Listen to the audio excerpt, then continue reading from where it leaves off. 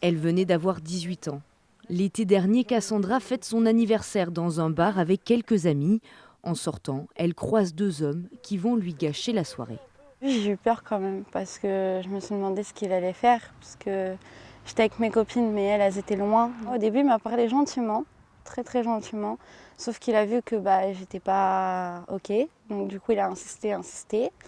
Après, il m'a attrapée par le bras. Il m'a un peu tirée, je savais pas comment réagir du tout.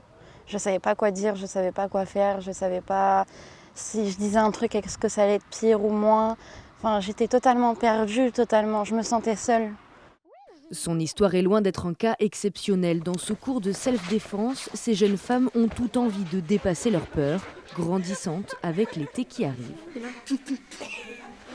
Étant une femme dans la rue, si on sort le soir ou quoi, ça sert toujours. Quand on termine le service à 3h du mat, qu'il y a les relous du bar d'à côté qui sont toujours très avenants, mais un peu trop parfois, c'est sûr que là c'est rassurant, qu'on va mieux savoir comment agir.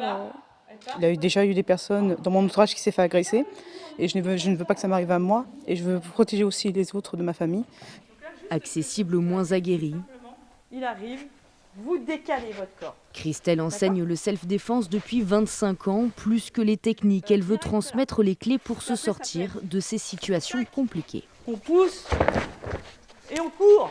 Surtout, vous n'allez pas à l'enfrontement. Ils ont un peu compris qu'il y a des choses à ne pas faire et il y a des choses à faire. Déjà, le fait de faire attention à la façon dont ce qu'on fait, avec qui on le fait, le soir, les lumières, regarder un peu, être observante de tout ce qu'on a à côté.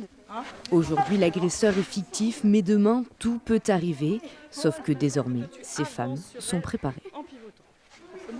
Voilà. C'est bien, c'est bien.